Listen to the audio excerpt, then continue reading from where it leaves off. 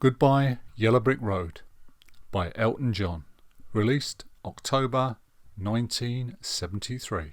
That year, 1973, and Elton John was riding on a wave of success, a wave that had resulted in millions of records sold and superstardom.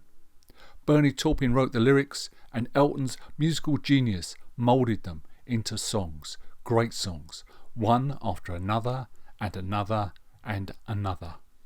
He moved away from using session musicians and found a band. Dee Murray, Nigel Olsson and Davy Johnson, brilliantly gifted musicians who could help add light and shade to the avalanche of songs pouring from Captain Fantastic and the Brown Dirt Cowboy.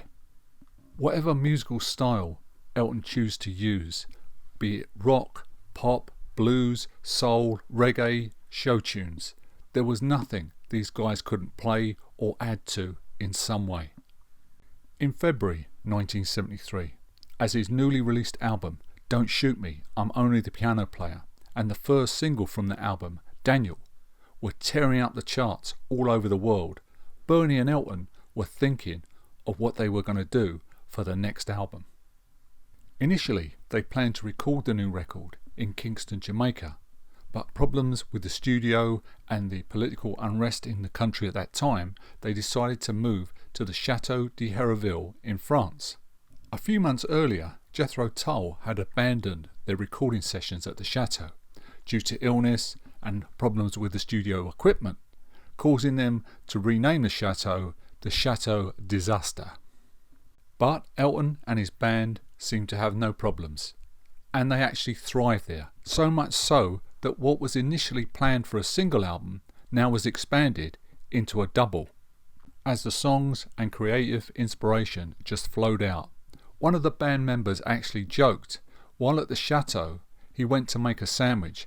On returning to the recording studio, he'd found Elton had completed another song in that space of time. The album that came from those sessions, Goodbye Yellow Brick Road, ended up selling over 30 million copies and is Elton John's biggest selling studio album to date. So what made this album so popular? Well, of course, you had the inclusion of the biggest selling single of all time, Candle in the Wind, and I also feel it's the theme running through the record of nostalgia for things past, the golden days of Hollywood, of lost youth, love and innocence. Or, as Barbra Streisand sang, misty watercolour memories. Everyone loves a bit of nostalgia. But our beloved music critics were already sharpening their knives. They'd build you up and then try and tear you down. A double album? Surely not.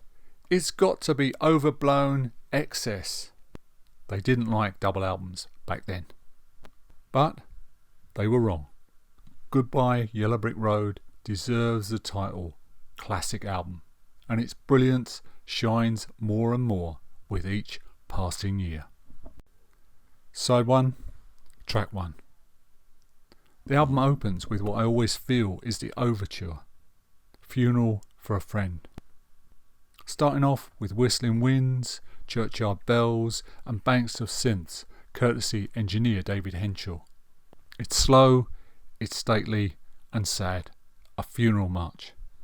Slowly Elton's piano enters and is joined almost imperceptibly by Olsson, Johnson and Murray, and the piece builds and builds until at 3 minutes 27 seconds it's like, we've had enough of sadness, let's rock and roll, and off they go. When I die, I want this piece to be played at my funeral. No pause and straight into Love Lies Bleeding. It's all out exhilarating rock and roll, and it's a great opener. Track 2, Candle in the Wind. What can you say about this song that hasn't been said a million times before? I lived through some of Marilyn's life, and Bernie captures her sad story beautifully. Great song and a great melody. Track 3, Benny and the Jets. When Candle in the Wind came out as a single, Benny and the Jets was the B-side, but the song got so much airplay on rhythm and blues stations in the States that MCA begged Elton to put it out as the A-side in the USA. Elton originally argued no, but then relented as he realised he could get an R&B hit, a style of music that he loved. The song was actually such a hit in the rhythm and blues charts, it landed Elton an appearance on the US programme Soul Train. He was the first white performer to appear on the show, dressed up as a leprechaun. What else? Track 4, Goodbye Yellow Brick Road.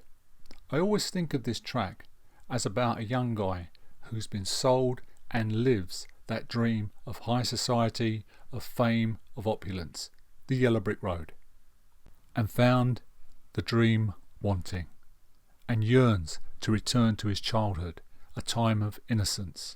Though, with a bit of tweaking, it could have just as easily been about Judy Garland, another lost soul.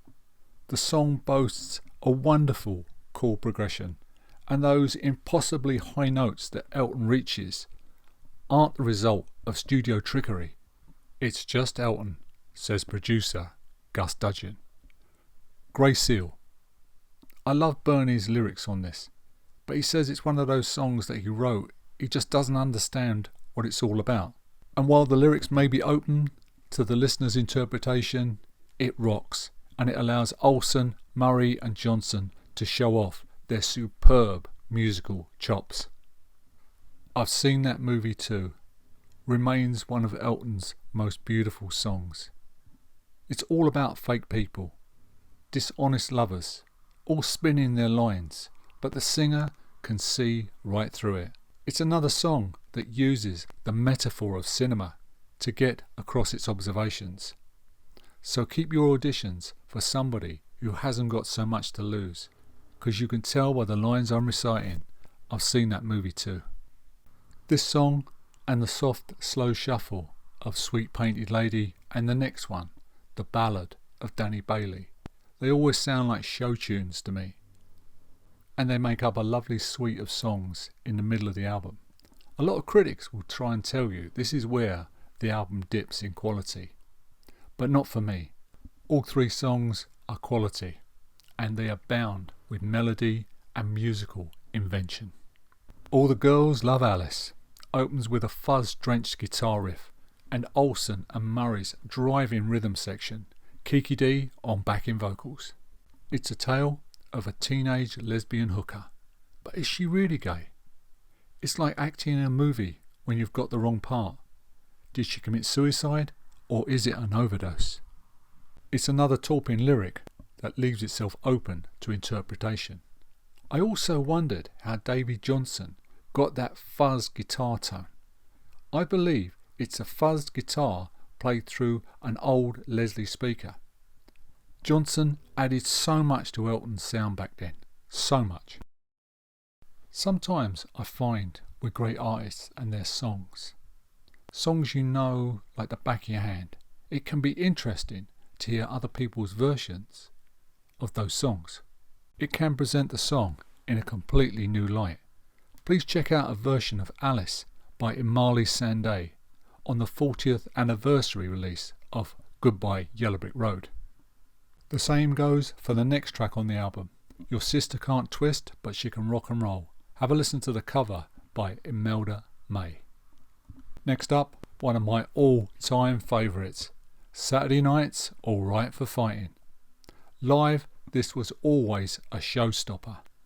Check out Olsen's drumming and Murray's superb bass lines. It's just awesome, an awesome rhythm section, and of course, Davy Johnson's crunching guitar. Live, you'd have the crowd going absolutely bonkers.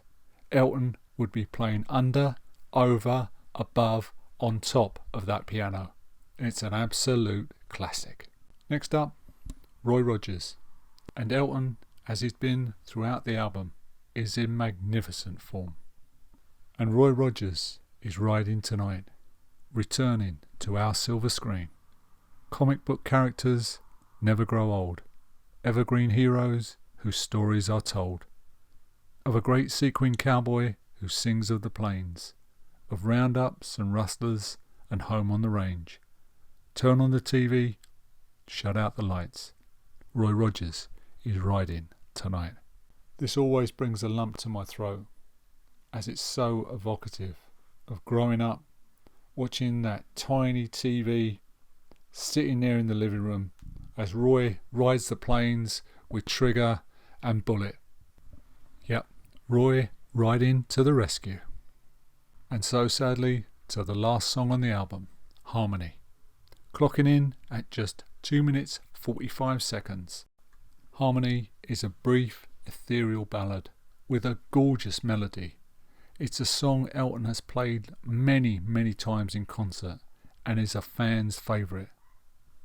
Notice here the beautiful harmonised backing vocals and Nigel Olsson's wonderful, just wonderful drumming. So there you have it, the classic Goodbye Yellow Brick Road. Elton would continue putting out one great song after another, producing one great song after another until the inevitable fatigue set in, around I guess 1975. But Elton took a step back and then came back with more great songs, more great albums, more great music, and a lot of that we'll be getting into in the near future. So please subscribe to the channel, hit that like button, stay safe, stay well, and I'll see you in the next video.